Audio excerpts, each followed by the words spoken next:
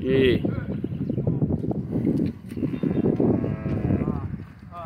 garroteirazinha pra render no Quixadá. 22 machos e 2 fêmeas. Só tão seco que tava numa roçazinha ruim, mas vai melhorar agora, o inverno tá chegando. Ai. Ai. Ai. Hi. Ai.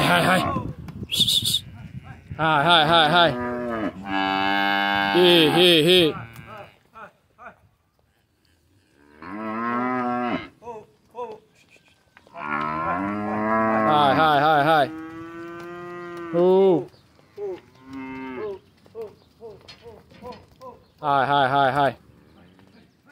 Oi. Garroteira arrumada.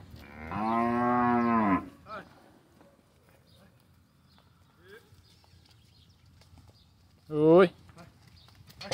Passou um por lá, mas dá pra ver. 22 machos e 2 fêmeas.